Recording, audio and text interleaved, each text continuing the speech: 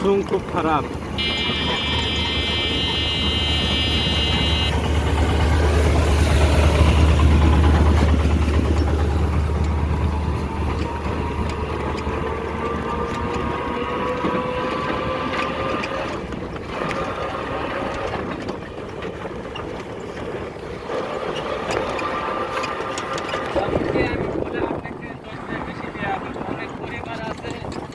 তারা বলতে পারবে না যে ভাই আমার কত টাকা দাও।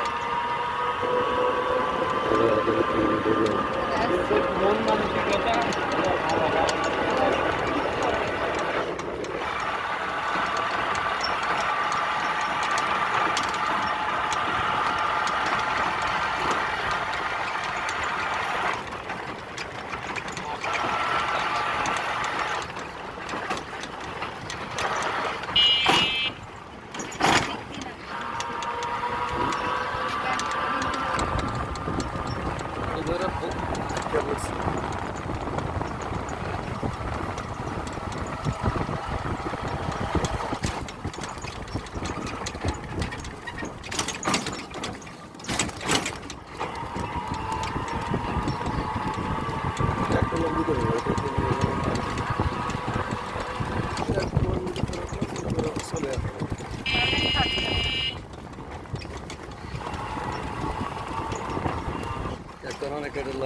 কুরবানির টাইমে আপনাকে এদিকে কি হয় যায় না, আমাকে ওখানে একটা সিস্টেম আছে যেমন কি 50 ঘর বা 100 ঘর, সেটাই হলো যারা কুরবানি করবো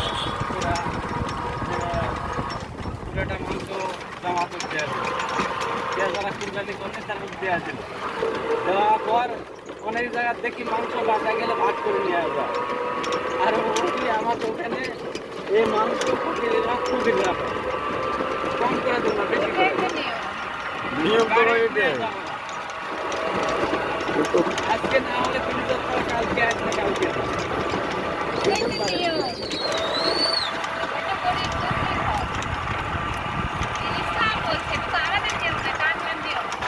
ইসলাম বলেনি ভাগ করে ভাগ করার কথা ইসলাম এখনো বলে নাই।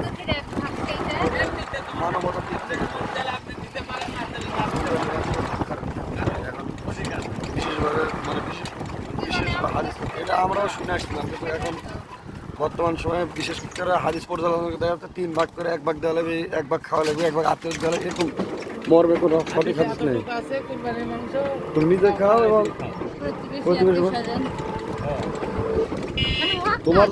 তোমার পরিবার যদি মনে করো গরু জবে করছো বা ছাগল সবার সদস্য বেশি সবাইকে তুমি দিয়ে দাও।